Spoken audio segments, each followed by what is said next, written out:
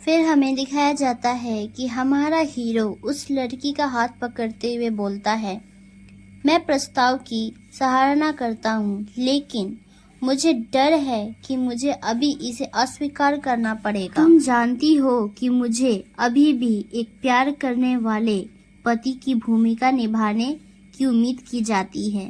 मुझे यकीन है कि तुम समझ गई होगी। लगता है मेरे दोस्त जल्द ही आएंगे, तो क्या तुम मेरे लिए टेबल तैयार कर सकती हो?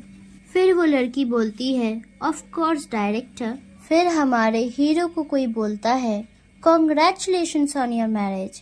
तो फाइनली तुम्हारी शादी हो ही गई। मैं हर जगह सभी टूटी हुई दिल वाली महिलाओं की चीखें सुन सकता हूँ। वो हमारा हीरो का दोस्त होता है और बोल रहा होता है कि ठीक है, यहाँ मुख्य चरित्र के लिए टोस्ट है। फिर उनमें से कोई बोलता है, क्या तुम्हारी वाइफ सच में 24 इयर्स की है? फिर कोई बोलता है, वाओ, वो हमसे 8 साल छोटी है। अगर वो हथौड़ी ग्रुप समूह के वारिस से मैरिड है तो एज का अंतर कोई बड़ी बात नहीं है। तो सही है, यहाँ की युवा मिस शायद सही सोचती होगी, है ना? फिर वो लड़की बोलती है, मैं इस बात से एग्री हूँ।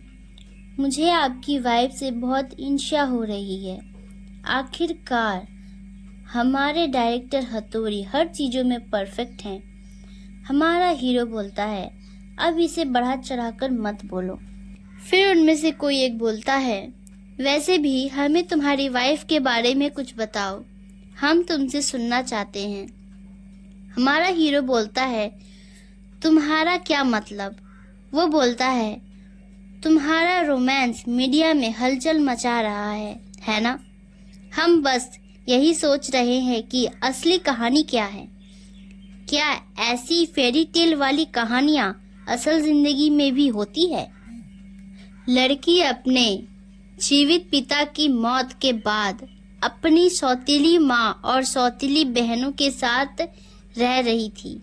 फिर वह एक पार्टी में अपने राजकुमार डायरेक्टर हथौड़ी से मिलती है और वे तुरंत शादी कर लेते हैं। यह एक सिंडरेला कहानी की तरह लगता है, जहां वह एक दुर्व्यवहार शिकार बच्ची है जिससे बचाया जा रहा है।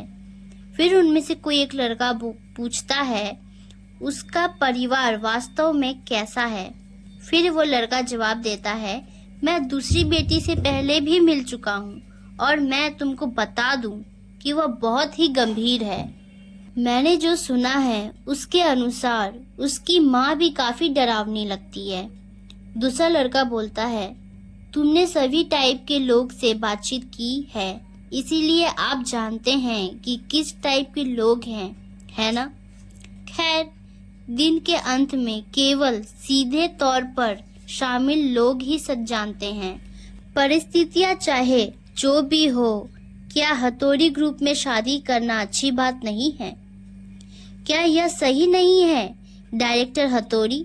मुझे आश्चर्य है कि आप क्या सोचते हैं, क्योंकि मैं जानता हूँ कि आप पहले से ही चुपचाप सुन रहे हैं। फिर हमारा हीरो बोलता है, मुझे लगता है कि हर कोई दूसरे लोगों के शादी में बहुत ज्यादा सोचते हैं। बस इतना ही काफी है कि बाकी समय का आनंद लेते हैं। ड्रिंक मेरे खर्चे पर है। फिर उनमें से कोई बोलता है, ठीक है, हम आपकी बात मान लेंगे। वो लड़का लड़की से बोलता है, कृपया हमें अपने मेनू से सबसे महंगा पे और एपेंडाइजर दें। लड़की बोलती है, ठीक है, अभी लाती हूँ। वे काम करते हुए सोचती है, जैसा कि मैंने सोचा था, डायरेक्टर को उस लड़की में कोई दिलचस्पी नहीं है। आज योजना के अनुसार नहीं हुआ, लेकिन ऐसा लगता है कि मेरे पास अभी भी मौका है। फिर सीन शिफ्ट होता है और यूरी यहाँ सोच रही होती है, मुझे बेचैनी महसूस हो रही है। मुझे लगता है कि मैं अभी भी नए बिस्तर की आदी नहीं हूँ, लेकिन सच तो ये है कि ऐसा इसलिए हुआ क्योंकि बहुत सी ऐसी चीजें हुई थी जिन्हें मैं इस बहाने से नहीं टाल सकती। ऐसा लगता है कि अब मेरे लिए सो पाना नामुमकिन होगा। शायद मैं वही किताब पढूं जो मैं पहले पढ़ रही थी। सोचूं तो ऐसा कुछ पहले भी हुआ है ना? सीन शिफ्ट होता है फ्लैशबैक में। यूरी सोचती है, मैं पूरी रात सो नहीं सकी क्योंकि मैं अपने नए माहौल में ढल नहीं पाई। यूरी को आवाजें आती हैं। यूरी की स्टेप मदर बोल रही होती है, क्या तुम अभी सीरियस हो? तुमको क्या लगता है कि तुम हमारे घर में किसे आने दोगे? यूरी सोचती है, पहली रात जो मैंने उस घर में बिताई, मुझे एहसास हुआ कि मैं एक अनवांटेड लड़की हूँ। फिर यूरी की स्टेप मदर बोल रही होती है, मैं इसे अभी एक्सेप्ट नहीं करूँगी। यहाँ यूरी की बड़ी बहन बोल रही है, यह बच्चा कौन है? वह हमारे घर में क्यों है? वो बोलती है, फादर ने कहा कि हमें एक दूसरे का साथ सगी बहनों की तरह व्यवहार करना चाहिए, लेकिन मुझे खेद है कि लेकिन तुम्हें अपनी माँ के साथ ही मर जाना चाहिए था। यूरी सोचती है, और मुझे यह भी एहसास हुआ कि मेरे पास और कोई रास्ता नहीं था। मैंने सुना कि इस टेस्ट में माओ चैन ने पूरे स्कूल में पहला स्थान प्राप्त की है। फिर यहाँ दिखाया जाता है यूरी की स्टेप मदर को कुछ लोग बोल रहे होते हैं कि मुझे बहुत जलन हो रही है। नहीं, बस यही है कि मैं इतना काम में व्यस्त रहती हूँ कि मैं बच्चों के साथ ज़्यादा समय नहीं बिता पाती। मुझे हमेशा उन्हें इतना कठिन काम करने के लिए और मजबूर करने के लिए बुरा लगता है। फिर यूरी आती है स्कूल से, बोलती है मैं घर आ गई। फिर कुछ लोग बोलते हैं, ओह क्या तुम छोटी बहन हो? कितनी प्यारी हो, तुम बिल्कुल चेयरमैन की तरह दिखती हो। यूरी बोलती है, ओह मैं वो सोचती है, मुझे नहीं पता था कि हमारे घर में मेहमान आने वाले हैं। यूरी की स्टेप मदर बोलती है, वेलकम बैक यूरी, क्या तुम्हें भूख लगी है? क्या तुम कुछ खाना चाहोगी? कुछ लोग बोल रहे होते हैं, यूरी, ओह बिल्कुल नहीं। एक पति अपने पत्नी से अपनी मालकिन के बच्चे की देखभाल करने के लिए कैसे कह सकता है? हाँ, मुझे भी पता है, सही कहा। खैर, मैंने सुना है कि वे चैरिटेबल एक्टिविटीज में काफी इन्वॉल्व है। ओह, ये बच्चे कितने दयालु हैं। फिर यूरी की स्टेप मदर बोलती है, यूरी, मैंने तुमसे कहा था कि आने जाने के लिए सिर्फ पीछे के प्रवेश द्वार का इस्तेमाल करो, है ना? क्या तुमने यह जानबूझकर किया क्योंकि तुम्हें पता था कि मेरे पास मेहमान हैं? क्या तुम मुझे शर्मिंदा करना चाहती हो? यूरी बोलती है, मेरा मतलब ये नहीं था।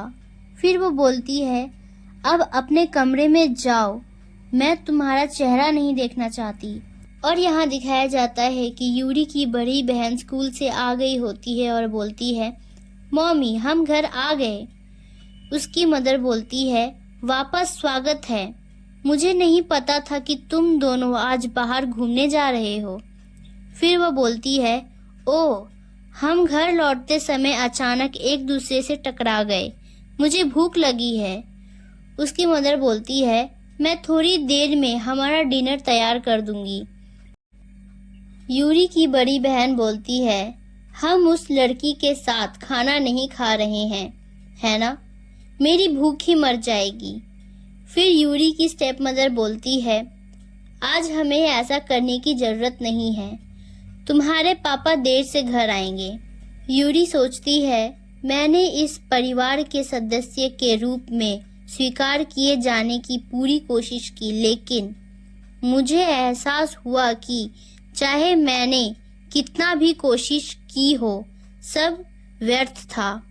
फिर यूरी के फादर बोलते हैं, यूरी, क्या तुम अब भी जाग रही हो? यूरी बोलती है, वेलकम बैक डैड। क्या आपने खाना खा लिया? हाँ, और मैंने भी सबके साथ खाया, लेकिन मैं पूरे समय यह महसूस ना करने का नाटक कर रही थी क्योंकि यह केवल तब तक था जब मैं परिवार नाम के एक बॉक्स के अंदर थी। मैं अपने डैड के साथ रह सकी। क्या यह इसलिए है क्योंकि मैं अपनी योग्यता से ज़्यादा ही चाहत रखती थी? आपको क्या लगता है कि अगर आप मौजूद होते तो हमारी रेप्यूटेशन को क्या नुकसान होता? यूरी अपने डैड के बारे में बोल रही होती है। यूरी को कोई बोलता है, मैं तुमको बाद में बताऊंगा कि कब्र कहाँ है। कृपया सुनिश्चित करो कि तुम अंतिम संस्कार में ना जाओ, चाहे कुछ भी हो जाए। मुझे लगता है कि तुम समझ गई होगी। फिर सीन शिफ्ट होता है प्रेजेंट में। यूरी अपने डैड को याद करते करते सो गई होती है। फिर हमारा हीरो को दिखाया जाता है कि वो यूरी को सोते हुए देख रहा होता है। फिर नेक्स्ट मॉर्निंग दिखाया जाता है। यूरी आधे नींद में सोचती है, मैं बिस्तर पर कैसे आ गई? क्या मैं किताब पढ़ते हुए सो गई? वैसे भी ये हाइड्रेट काउंट सीट अविश्वसनीय रूप से चिकनी है ना? बहुत सॉफ्ट और गर्म, लगभग मानव त्वचा जैसी। फिर यूरी जल्दी से अपने आंखें खोलती है और सोचती है, एक मिनट, वेट, मानव त्वचा? नहीं, बिल्कुल नहीं। फिर हमारा हीरो भी उठ जाता है और बोलता है, सुबह सुबह ये सब क्या है? तुम इतनी जल्दी क्या करना चाहती हो? वो सोचती है, ऐसा क्यों? आखिरकार ऐसा क्यों मेरे साथ ही होता है?